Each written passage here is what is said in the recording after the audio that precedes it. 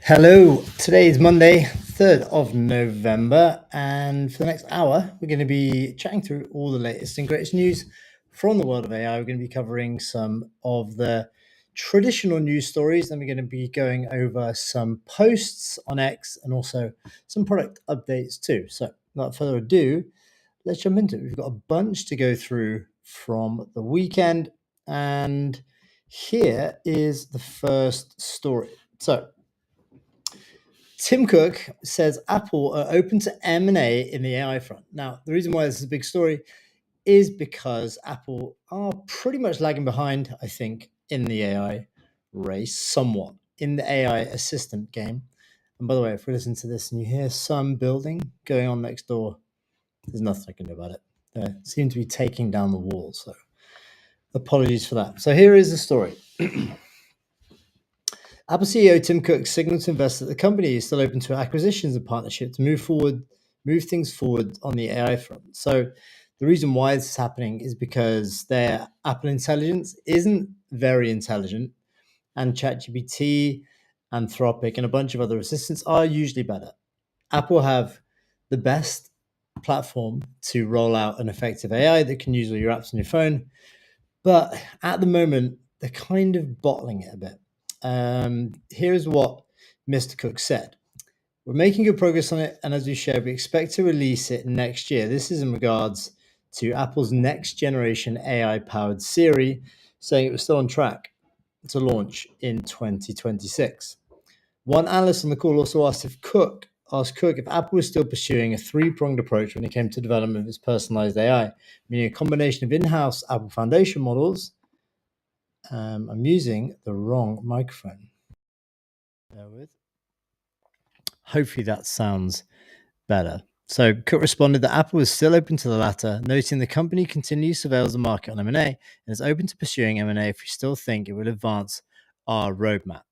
In a pre-earnings interview with CNBC, Cook notes that Apple is preparing to announce more AI partnerships like the one it has with OpenAI to integrate ChatGPT into Siri and Apple Intelligence. Our intention is to integrate with more people over time, Cook told the outlet. Now, the reason why, again, this is quite an important milestone for Apple is on AI, they're not doing the walled garden. So if you want to launch an app on the iPhone, for instance, you have to go through the App Store. But we thought that if they're doing Apple Intelligence, then it's going to be an Apple trained AI model only.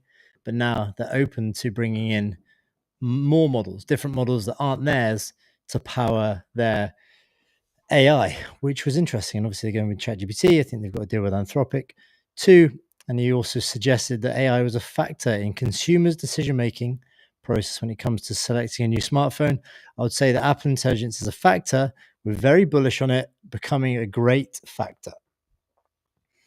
Hopefully, he's bullish because at the moment it's not doing too good, but fingers crossed. Next story. Google to offer Gemini AI for free to over 500 million Geo users as the global firms double down on India. There's been a bit of a race recently. I think Perplexity did something similar where they rolled out free Perplexity to anyone at university in India, and then actually became rife with fraud. So that wasn't ideal. But it looks like the race to roll out AI around India is heating up. ChatGPT, OpenAI released something called ChatGPT Go, which is a cheaper version of Plus or ChatGPT Plus, to hopefully expand the usage across India. It looks like Google are trying to do the same with Gemini AI.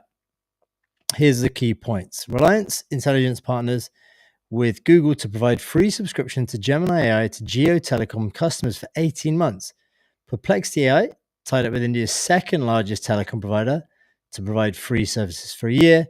And OpenAI reportedly will offer free services for a year to users in India starting on November the 4th. So they're all in a race to gather up all their usage information and data across India to try and figure out what they're going to use AI for and maybe sell them some more products, I guess. I don't think there's much more to say about this, to be honest. He said Mukesh Ambani, chairman of Reliance Industries, said his firm aims to make India AI powered through collaborations with strategic and long-term partners such as Google. Reliance Jio is India's largest telecom service provider. So if it's the largest, I guess Gemini might take a big chunk of market share. They've been like a up only trajectory recently, and it looks like they're going to continue that into India, which will be it'd be interesting to see like how they use AI compared to Western countries too. Got some more Amazon layoffs. I think we mentioned this last week. This is confirmed by Andy Jassy. It says cutting 14 jobs is about culture, not AI or finances. This was the rumor going around that basically they're all getting cut because of AI. We've seen a lot of a lot of automation in the factories of Amazon, but now it's affecting white collar jobs. But Andy Jassy seems to say it's not because of AI, which is interesting. He says it wasn't due to pandemic overhiring, AI, or financial reasons. It was because of culture. These were the rumors about going around last week. We're saying, look, did they overhire during the pandemic? Is it AI? It's none of those things. It's about culture, apparently. The tech giant confirmed they'd be reducing its corporate workforce by about 14,000 people, though more cuts are expected next year. It said at the time that artificial intelligence played a part in the decision that wasn't expected, given that Jassy told employees that in June, the AI would mean fewer people are required for certain jobs. But Jassy pointed to a different reason for the layoffs during Amazon's earning call on Thursday. Said it was more of a culture move. So he was addressing workforce culture at Amazon before, which is interesting. He introduced an anonymous complaint line for claims of inefficiencies that had seen 1,500 responses and more than 450 process changes too. All right, so Amazon looked like they might be trimming down. I don't know really how culture is the reason. What you want, like a less cluttered culture, but I guess maybe trying to keep the AI culling under wraps for now.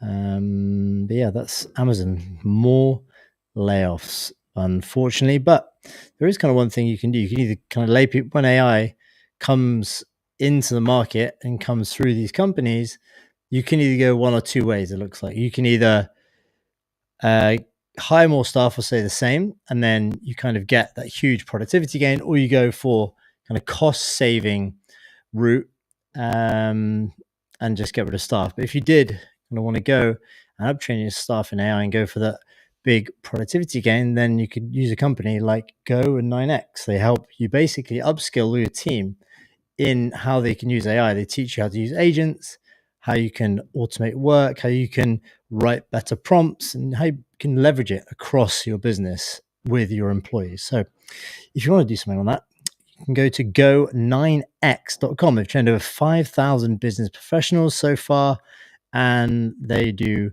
an amazing job. So go to go9x.com. Here's another Apple story. The new version of Siri is going to lean on Google Gemini, apparently. Apple is still planning to roll out this revamped version of Siri in March next year. The release should be accompanied by a release of a new smart home display product with speaker-based and wall mount options.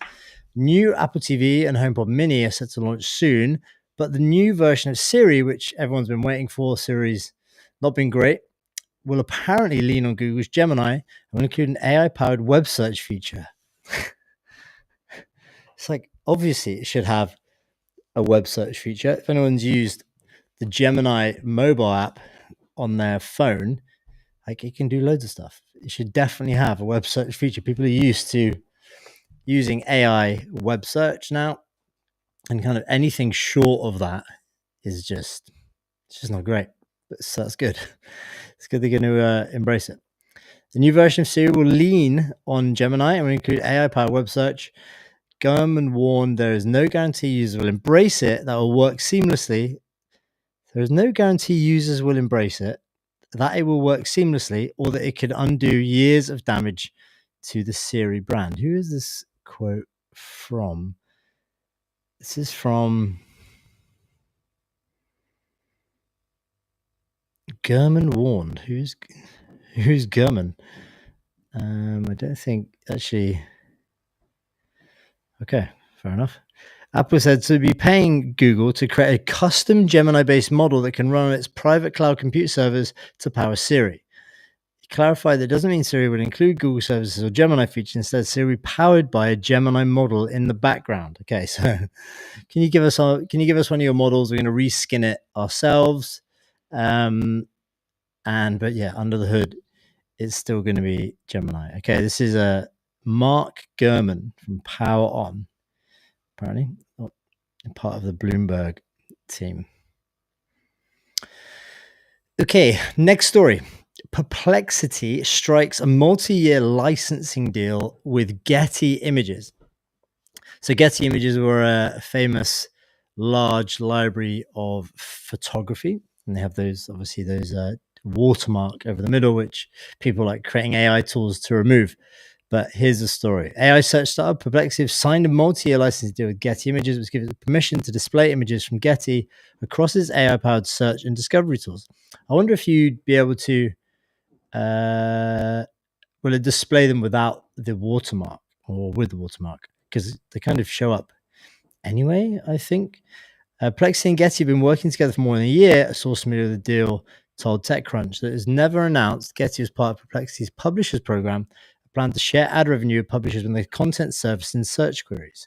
Today's agreement is a new deal, the source told TechCrunch. It's not a traditional lump sum licensing deal, since Perplexity doesn't train its own foundation models, but it would not elaborate on the terms.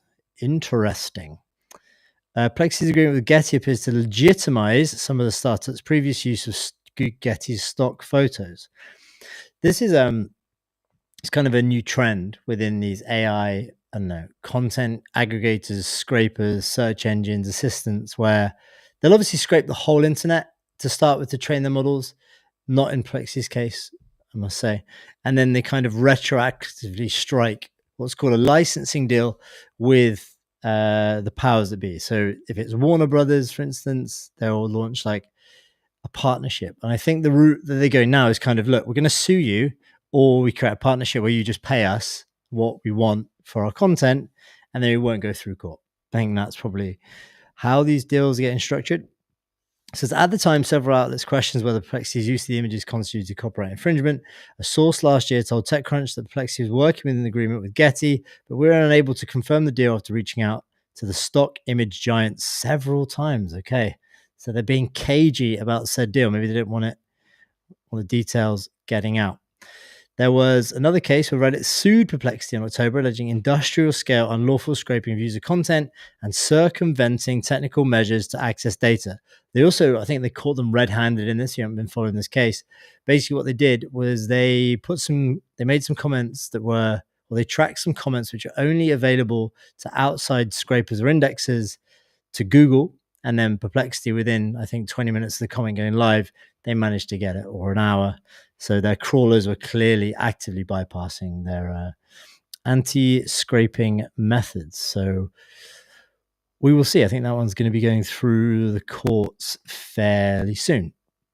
So the deal will help better display images and include credits with links back to the original source whenever images show up in the search results. Okay, that makes sense to me.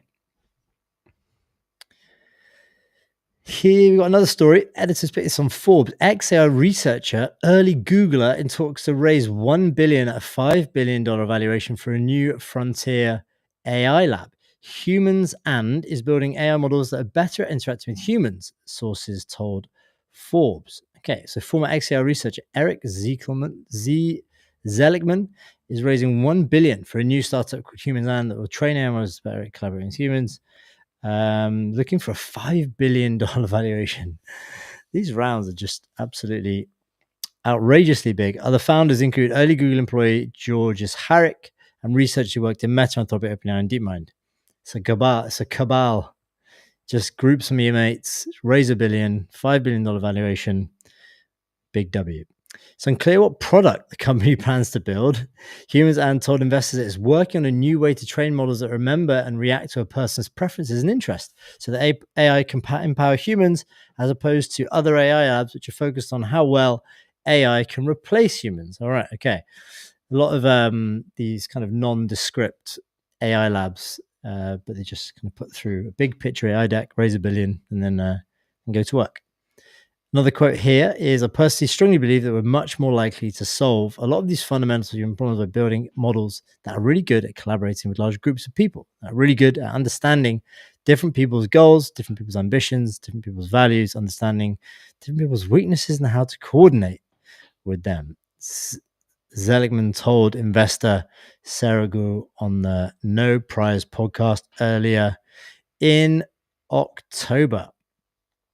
Okay, it's a pretty punchy round. Obviously, we've got not a lot more info on this. I don't know if there's going to be more info soon, but we've seen a few new AI labs launching with huge hundreds of millions, if not billions, in funding. So they're going to be working on something fairly punchy, I think. Got a post here from Google. Said, I want to share some more information about Gemma in AI Studio. This is through their model. Actually, let's skip that for now. We'll go on to the Microsoft story. Microsoft AI chief says only biological beings can be conscious. So there's been a bit of back and forth over a paper, I think, that was released last week, which said that LLMs are showing signs of introspection. And then people obviously extrapolate out saying, hey, AIs are alive. We're all going to die. But Mustafa Suleiman, Microsoft AI CEO, told CNBC this week that he believes consciousness can only occur in biological beings. Suleiman has become one of the most influential voices in the tech industry to come out against building seemingly conscious AI. I don't think there's work that people should be doing. Okay, if you ask the wrong question, you end up with the wrong answer. I think that's totally the wrong question. So he authored a book in 2023 called The Coming Wave, and he's actually been kind of outspoken against AI, or conscious AI in particular, that can convince humans they're capable of suffering. He's one of the leading and rapidly emerging fields to speak out against the prospect of seemingly conscious AI. So the book, the overall message in his essay and an essay was, we must build AI for the people, not to be a person. It's a controversial topic as the AI companion market is swiftly growing with products from companies including Meta and Elon Musk's AI. It's a complicated issue as the generative AI market, led by Sam Altman, pushes towards artificial intelligence or artificial general intelligence, AGI, AI that can perform tasks on par with the capabilities of humans. So it's growing really fast, basically, and AIs are getting better. They can kind of gauge your emotions either through the camera, either through your voice, either from what you write. They actually don't need to see or hear you. They can just kind of gauge it by your tone in what you say. You can build up long-term memory, and over time, these are going to get more intelligent, better, really fast. And yeah, there is obviously a lot of worries. People seem to get convinced that these AIs are conscious or showing signs of becoming conscious. And Mustafa says AIs can only be conscious if they're biological. Only biological beings can become conscious, and that is humans at this state. So don't have to worry about your ChatGPT becoming conscious and becoming on the verge of being a human. You're good. News story here from The Verge. Cameo sues OpenAI over Sora's cameos. The lawsuit alleges that OpenAI is intentionally confusing customers and risks Cameo being associated with hastily made AI slop. Okay. So Cameo is suing OpenAI over Sora 2's Cameo. So Cameo is a separate company where you could basically pay a celebrity X amount of money and they'll do like a video for you. And now Sora 2 from OpenAI called their main feature a Cameo, where I can take my model, you have your model, and I can create a video of the two of us doing something. Now they're being sued. They accused the ChatGPT maker of using the name to compete directly with its personalized celebrity video service. The trademark infringement lawsuit filed in California federal court on Tuesday alleges that OpenAI's usage of Cameo branding is highly likely to dilute and tarnish Cameo's branding by confusing customers to associate with, I can't even say that, I don't know what that means, Ersatz hastily made AI slop and deepfakes featuring celebrities. This is a 2017 product and allows fans to commission short personalized videos or live video calls from celebrities or other notable figures. So you can kind of see how that works, how that would kind of degrade it if Cameo then does become huge, which it will if it's from OpenAI. Yeah, unfortunate name there, but I don't know about the trademark they have in place. It said, "We do not take litigation lightly. While we attempted to resolve this matter with OpenAI amicably, they refused to stop using the Cameo name for their new Sora feature." Okay, looks like we're going to court on that one. Lots of court cases going on in this this AI world for sure. But yeah, that story. Cameo sues OpenAI of Sora's cameos. We've got an update from Team Udio. Udio users. Basically, the TLDR, if you haven't followed this story, Udio partnered up with a record label. Bear with me. Who was it? UMG. So they partnered up with UMG. Or Universal Music Group, because there was ongoing licensing battle between the artists that had their music used for training and then Udio, who made it easy for users to create music which are basically inspired by those artists. They came to a licensing agreement where they kind of partnered up, and then they made it impossible for people to download their songs. So they've created hundreds, tens, thousands of songs. Using Udio as a paid customer, they shut off the ability for them to download, and then it kicked up a bit of a storm. But we've got a reply from Udio. It said, "Udio users, not going to mince words. We hate the fact we cannot offer downloads right now. We know the pain it causes to you, and we're sorry that we had to do so. Because of this, we wanted to share a quick update with full details come tomorrow. Udio is a small company operating in an incredibly complex, involving space. We believe that partnering directly with artists and songwriters is the way forward. In order to facilitate that partnership, we had to disable downloads. While the transition period is still necessary, we want you to have access to your past creations. We worked with our partners to help make this possible." Well, it's very kind of you to give people access to the music that they paid to create in the first place. But there we go. We'll be providing a 48-hour window for all users to download their existing songs. The window will begin on Monday, the 3rd of November. Okay, today. And we will provide the exact starting time and end time tomorrow. Downloaded songs will be subject to prior terms of service. Look out tomorrow for the confirmation of the exact timings. Okay, so Udio are actually making it possible for users to download the songs. I wonder if they're going to make them download them one by one, or they're going to give them like a quick bulk download option. Okay, next story from Bill Peebles, who's on he leads Sora at OpenAI. Says, "We're launching the ability to buy extra gens in Sora today. We're doing this for mainly two reasons." So he's talking about Sora, where you can generate cameos and videos. "First, you've been quite amazed at how much our power users want to use Sora, and the economics are currently completely unsustainable. We thought 30 free gens per day would be more than enough, but clearly we were wrong. This will let our pro creators get as much usage as they want to pay for. Second, this is a step towards a new Sora economy. You imagine a world where rights holders have the option to charge extra for cameos of beloved characters and people." Okay, we just read a minute ago about the lawsuit with Cameo, the platform which allows celebrities to record videos for people and send them to them. Now it looks like you'll be able to do that inside of Sora. What an insane world. We will soon pilot monetization, prioritizing people and companies who got onto the platform early. This will also on the platform early. I'm in the EU, we still can't get it. There will also be a way for a new generation of Sora creators to make money. Eventually, we will need to bring these free gens down to accommodate growth. You won't have enough GPUs to do it otherwise, but we'll be transparent as it happens. In the meantime, enjoy the crazy usage limits. Okay, so TLDR on this one is people are using it way more than OpenAI predicted, and they're going to have to try and figure out a way to both keep people happy while enabling people to carry on using it properly. Okay, this is basically what happens is you can upload an image or a video of yourself, and then you can create a video. There's also a platform which is really good at doing this. is called Let's AI. You can basically train a model on yourself and using all the latest image generation and video generation models, create incredible visuals. You can create, look at some of this quality of these. You can create what you love with Let's. Go over to Let's.ai to start creating for free.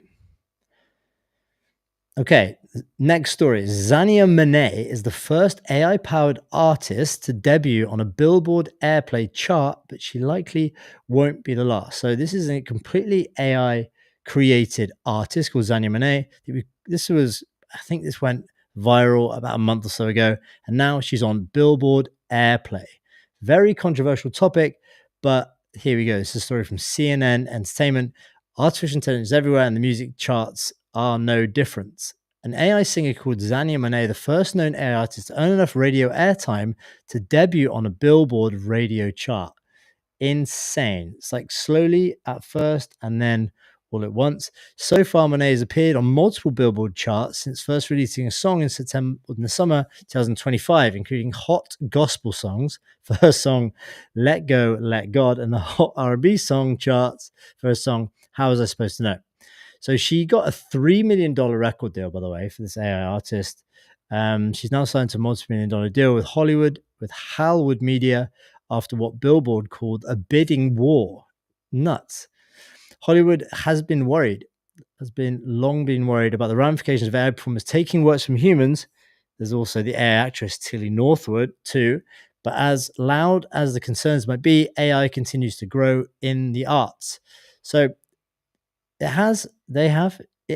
has, with more than 146,000 followers on Instagram alone. Monet is proof that customers are increasingly open to the idea, even if the industry is riled by it. Monet's Apple Music artist profile explains that Monet is an AI figure presented as a contemporary R&B vocalist in the highly expressive church-bred, down-to-earth vein of Kesha Cole, etc. Okay, cool. But yeah, crazy. Got a full-length album called Unfolded in August, which has 24 songs, 7-track EP, Pieces Left Behind, followed in September. Yeah, I think this is going to be the first of many. It's going to be up only from here for AI music, I think. But yeah, debut on the Billboard Airplay chart. Okay, let's go into some product updates and releases now. This is from Janice, a guy called Yanis Ringwald. And if you've ever kind of vibe coded, do you know what vibe coding? And that means basically you can create apps with natural language. You can use something like Lovable or Bot or Replit, which you can create a web app from. If you wanted to create a mobile app, you can use something like Create Anything. You can use Expo if you wanted to kind of code it yourself, or use Expo as the library. And let me show you two now. You can go to expo.dev, which basically gives you everything you need to build a cross-platform application. It's a full stack React Native framework. It gives you everything you need to build, especially at enterprise grade. Create Anything. This is if you wanted to go from words to mobile app into the Play Store and the App Store. You can create full mobile app sites, tools, and products with any integrations you want. So say you wanted to build an AI assistant app or a companion app, you can build it with Create Anything. But now what's going to happen is they've released something called React Native Godot to the public. And this is for the very first time. Every React Native developer can create games with an amazing UI on top. So if you look at this, basically see these games, this is something where you previously wouldn't have much chance unless you were a mobile games developer to create something like this. But if you're using a natural language app builder, it could be something like Create Anything, it could be Vibe Code app, it could be something like Rourke. This is now open source. They've released it to the public. So now these vibe coding tools, these platforms can now include this to us. So we can also build games. Let's have a look at this.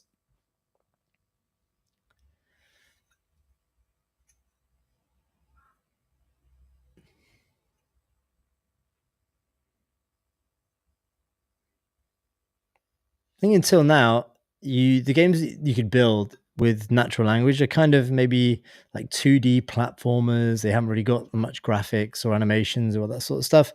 But this is going to change things a lot. So yeah, it's going to be in an Expo app. So it's going to be powered by Expo. You've seen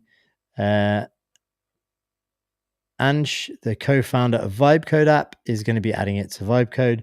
So we're going to see a lot of games being released into the App Store, which have just been created by people using words, not actually handwriting code, which is going to be amazing to see. Post here from Logan Kilpatrick, who is the leading product for Google AI Studio and the Gemini API. He says, vibe coding should be taught in every school and university around the world. First day on campus. Welcome to the future. So my predictions, if this happens, students by building companies goes way up. Student debt over time goes down. CS enrollments flat or up. Dropout rate nominally increases. Student engagement with class material goes way up. Interactive courses. STEM dropout rates down.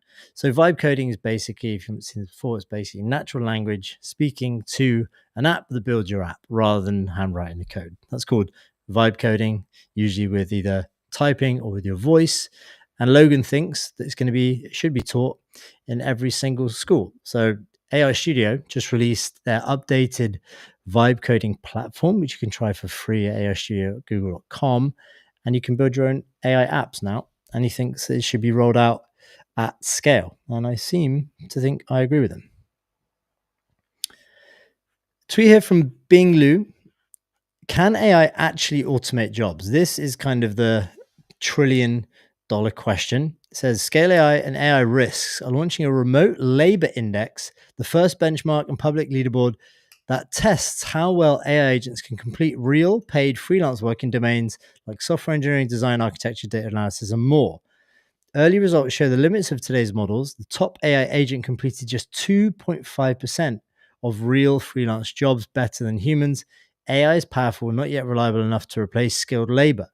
RLI gives us a transparent way to track progress over time and bring clarity to the future of work. So everyone that is kind of up in arms about AI just kind of deleting all human work, there is still a way to go because it can't autonomously finish all this work.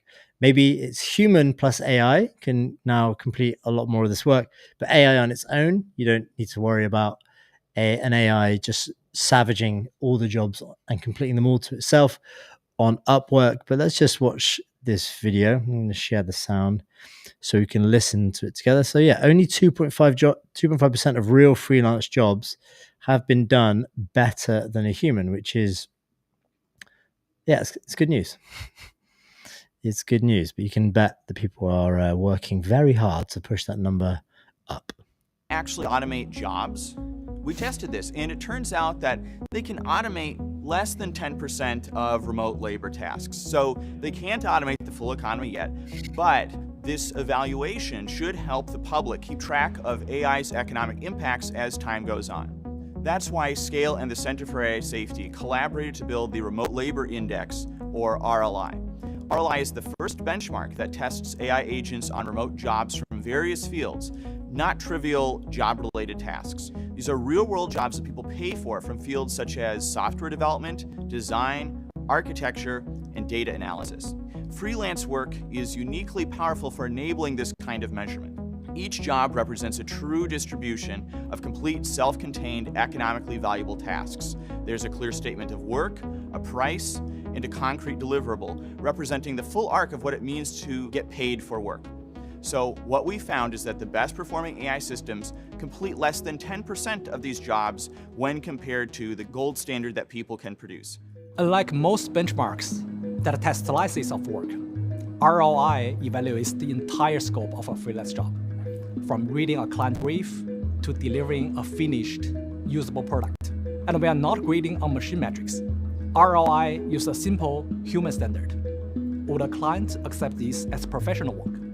Every task is Yeah, so basically what they're doing, they're creating a way to measure this. They're trying to create a way for AIs to go off and complete work, and then they can kind of compare them about how well has this agent done versus the gold standard of a human in like a freelance capacity. So this is what they're trying to create and what they're going to try and test.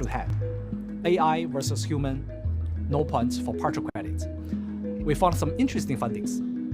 Over 80% of the failures came from drifting away from the brief. Nearly half have quality issues.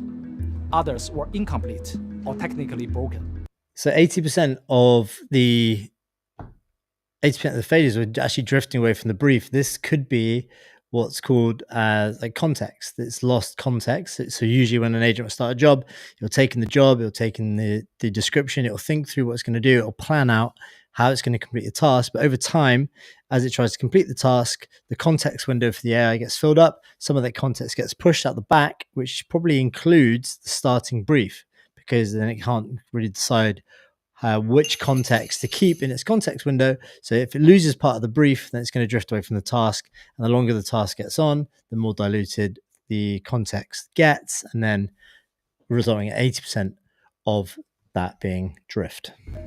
The small fraction of tasks that AI did get right came mostly from creative work, like audio and image generation. Tasks like creating sound effect for a game, editing a voiceover, or generating a logo. These are domains where AI is already good enough to stand toe-to-toe with a human professional. But the harder jobs, complex, multi-step jobs that require following precise instructions over hours of work, still trips up even the best models. Most other benchmarks just measure how smart an AI system is, not necessarily how economically useful it is. So here's an interesting part. Even though models fail at most of these projects, we're seeing steady improvement. Newer frontier models consistently outperform older ones, and RLI is sensitive enough to track those changes. Yeah, so as new models come out, this is that percentage completion is just going to go up over time. We've seen this in so many domains in AI recently, where there's going to be image generation, video generation, task completion, sounding like human. Slowly, they get better and get better and get it, and then they kind of just go vertical at how good they're going to be. So I pretty much foresee this kind of jumping up very, very quickly. So as time goes on, RLI will enable us to see where the real frontier of automation stands. We are thrilled to share the results of RLI with the community. Take a look at the results at Scale's SEAL leaderboards. And if you'd like to evaluate your model on RLI, reach out to us at leaderboards@scale.com. Cool. You can view the leaderboard here too, I think.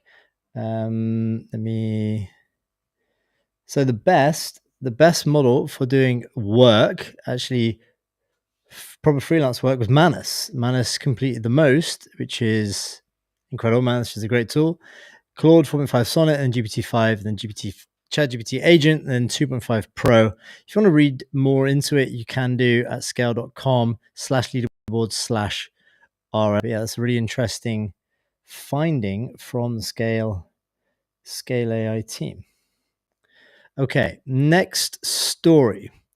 Jason Zhao introduced Super Design Dev extension, the first context-aware vibe design agent that deeply understands your product and design taste. So you can vibe design directly on live pages, no Figma, no handoff. Thread below. So he's got a fairly common interface layout with the chat on the left, and he's got like a browser open on the right.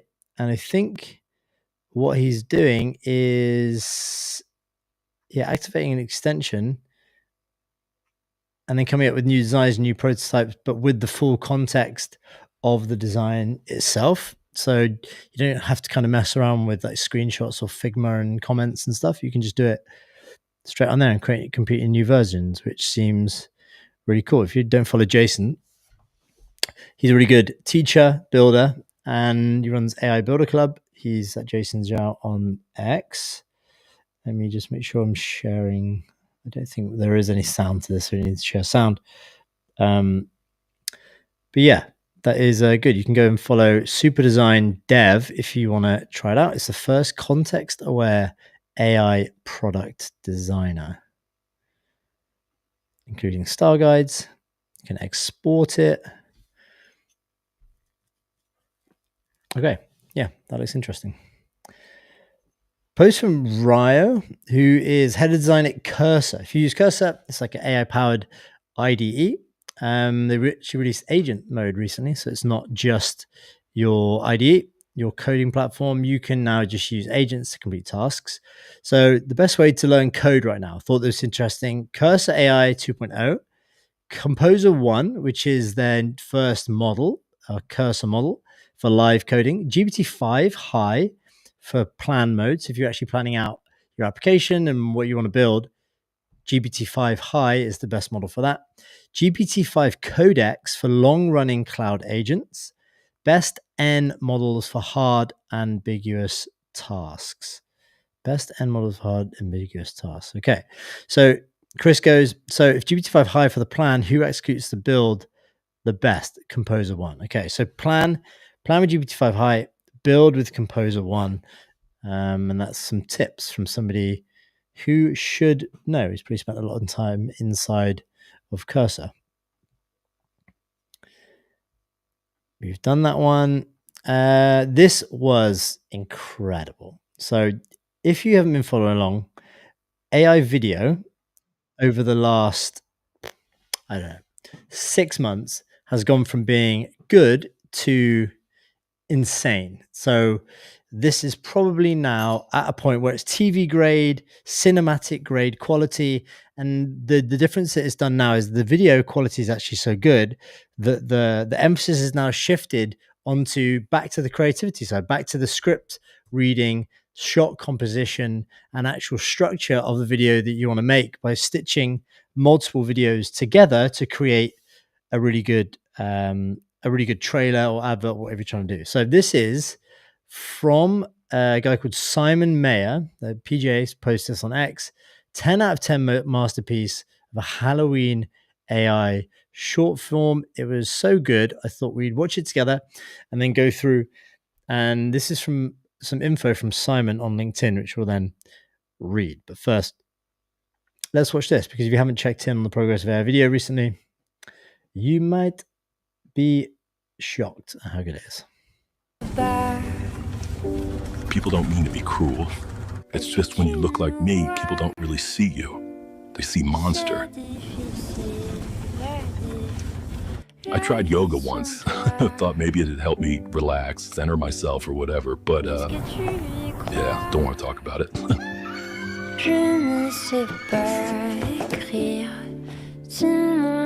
I even tried one of those dating apps. Let's just say the algorithm wasn't built for someone like me.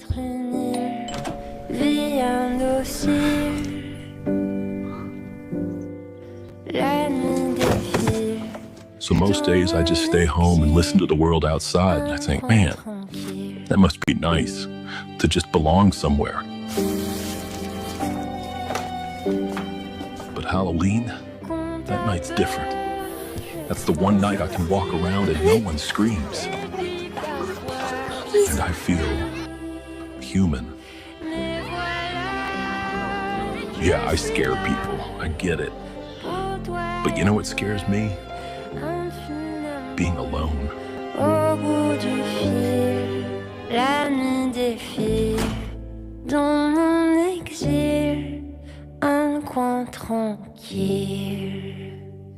Good, hey. How good is that? So here's the actual info from Simon on LinkedIn. He says, here's how he kind of goes about creating these. He says he always starts by creating a rough sound bed. After writing the interview with Frankenstein, I generated the individual parts with Google DeepMind VO3 via Higgsfield AI and Kriya. Then I grabbed the music from Artlist and edited both together so I could figure out what visuals I need to generate. Next, I began gathering the photo wide shots using Google DeepMind Nano Banana via FreePic for most of them. After that, I created the close-ups, the cutaways with Nano Banana and Higgsfield AI Popcorn. I upscaled the images with Enhancer and Magnific AI. Once all the visuals were ready, I animated everything, mainly using Kling AI and ByteDance Seedance. For the interview voiceover, I used the voice changer feature from Everlab since the original sounded very VO3-ish, and I'm not 100% happy with it though. A human voice actor would definitely sound 10x better. Okay, so that's pretty amazing. Let me just go and get Simon's correct profile on LinkedIn just to give him the proper credit. This is Simon Mayer, director, AI filmmaker. So it looks like he's fully embracing this. And this post, obviously, because kudos to him, did so well. And it was incredible. It's good to see all the tools he combined too to actually make this. But yeah, that's insane. Give him a follow on LinkedIn too. Okay, this is actually another thing this shows is how I guess he was doing some work in a field before that was kind of in line with this, and now he's fully embracing actually using AI in video production. So he's fairly skilled at creating videos before, but is now embracing AI. But if you're actually looking at this or looking at videos like this from AI and thinking you want a potential career change, then you can go to something like Teal HQ, where they can help you create a better resume, help you with the faster job search. You get 6x the interviews, and you can land your next job up to 58% faster with Teal's suite of career tools. You can go to tealhq.com if you're interested in potentially looking at other things. Here's a video from Flowith, and I wanted to show this because it gives you an idea of how the future of browsers are going to work. And let me just make sure it's showing the right screen. Just logged off.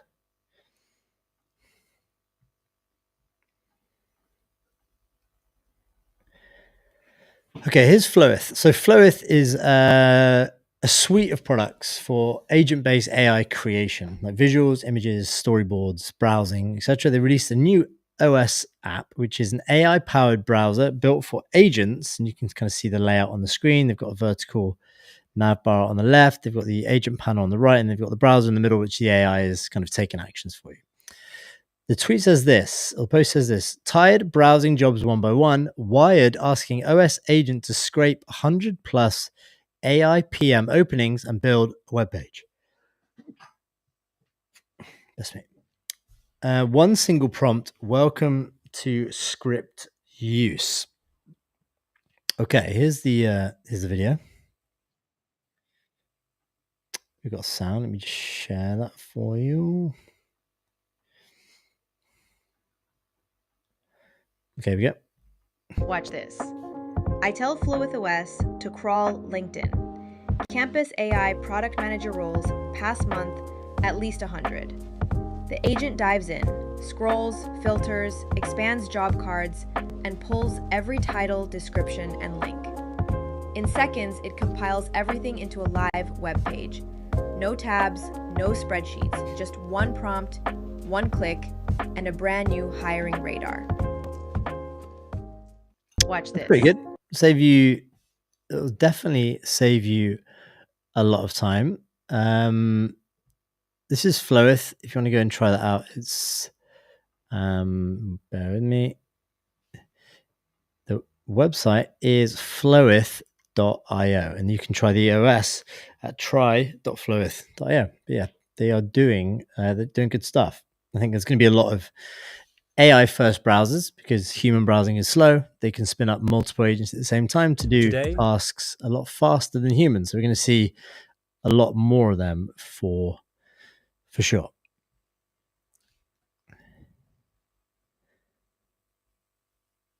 Okay, I think I wanted to just talk about one final thing today, and that is Google AI Studio. Because I think if you're just starting out and you want to start building AI apps in general, I think this is probably one of the best places to start. Let me just make sure I'm sharing the right window. So Google AI Studio, I talked about this a lot last week, and I continue talking about it because if you are looking to build an AI app in particular, and you're not just looking to build kind of a website or a web app or kind of a mobile app, you want to build or test AI features and how they work and figure out if you can actually make them, go to Google AI Studio. It's aistudio.google.com.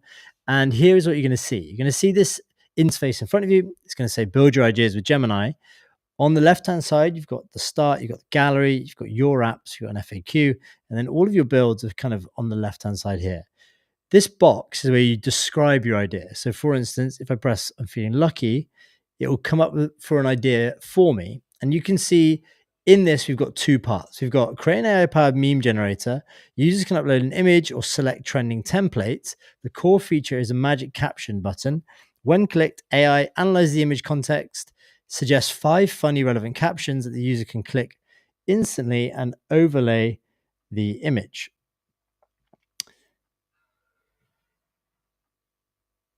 Okay, and you can see at the top, it's added Nano Banana powered app and analyze images. If you scroll down, you can see you've got two actually ticked. We've got this one, which is Nano Banana. This lets you add powerful photo editing to your app. It allows users to add objects, remove backgrounds, or change a photo's style just by typing. So if you've used an AI powered image editing app, you can now build one just in here. Also, you've got Analyze Images, which enables your app to see and understand images, allows users to upload a photo of a receipt, a menu, or a chart to get instant data extraction, translations, or summaries. And if you press it again, you're going to see it's going to come up with a new idea, and it's going to have two more triggered. In this case, create a recruitment sandbox. Users inputs raw notes about desired role. This app generates two distinct outputs: a polished, corrected, formatted job description tailored for LinkedIn, an interview guide containing 10 behavioral questions specifically targeting the soft and hard skills mentioned in that new JD.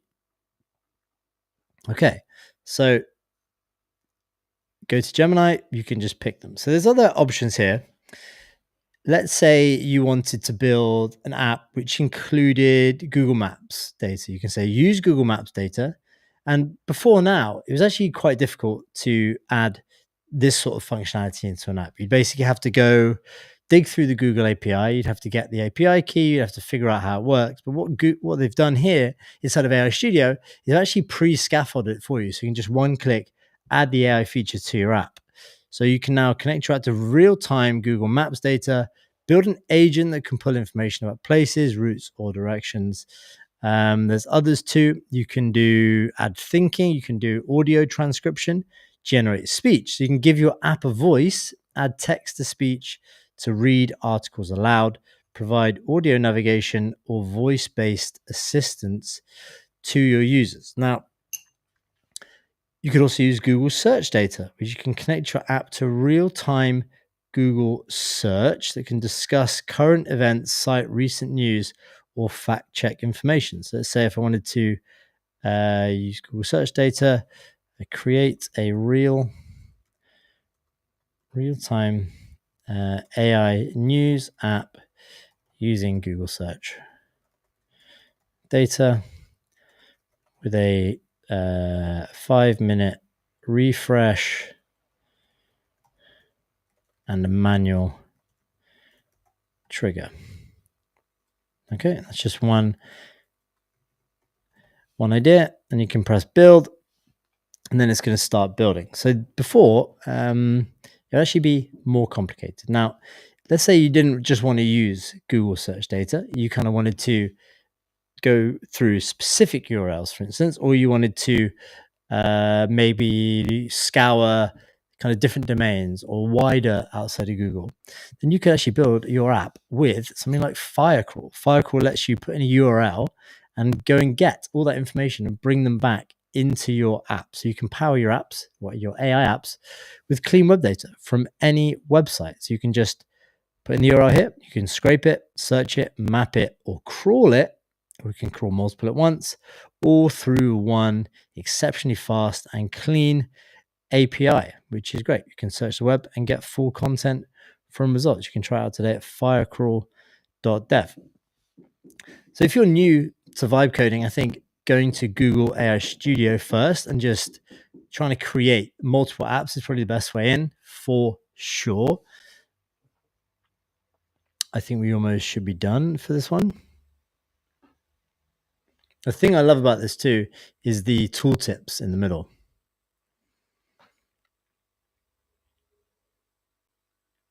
Okay, so we've got real-time AI news. It's refreshing. It seems to be pulling some info. And here we go. Okay, OpenAI's released Sora 2, OpenAI and NVIDIA form landmark 10 gigawatt partnership. We've got manual refresh. We've got sources. Can I click in? I can't.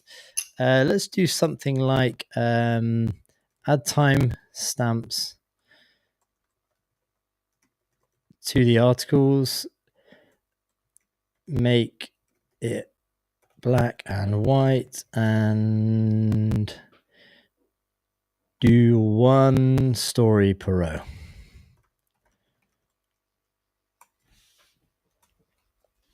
Okay, so you see how quickly we've kind of got from zero to app. Again, it's pretty simple, but you've got an app. This is a real-time AI news app, last updated this time, and it's pulled Google data from here. Now, you can carry on and go and add in features like filtering. You can make it more comprehensive. You can do user sign up. You can do emailing. You can do live conversations. You can maybe chat through and take notes and reading through your story if you're doing something like research. But Google actually just help you make these really simple. There is another great thing you can do on here. Let's say I didn't want this style. You could basically go and annotate the app. Do like an arrow. You can do, okay, this. And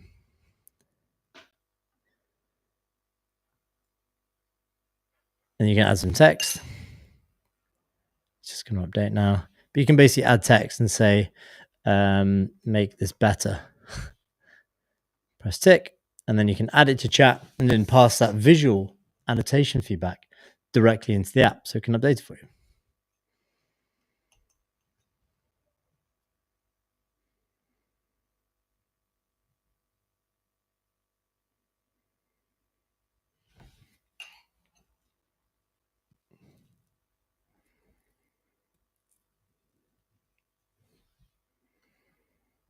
Okay, here we go.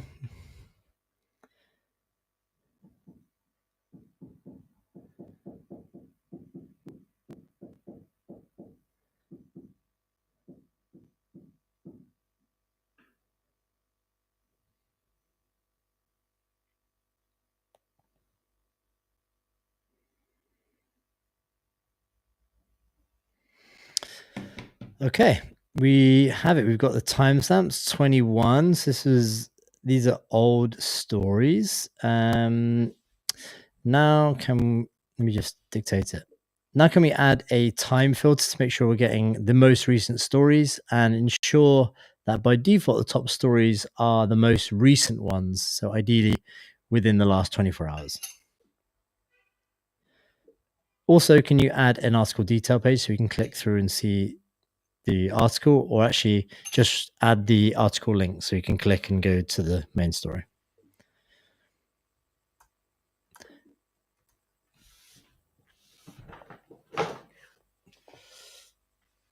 Oh.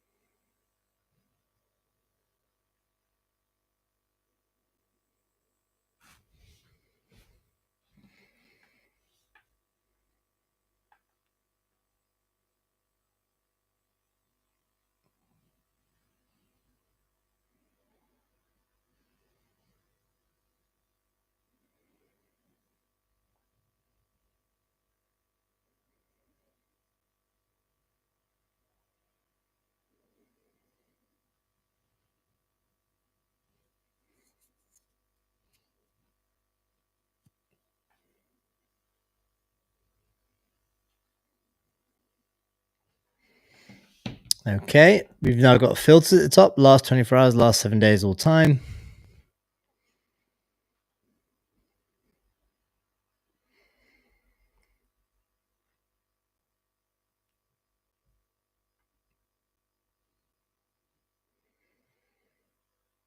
Hopefully we'll get some recent stories.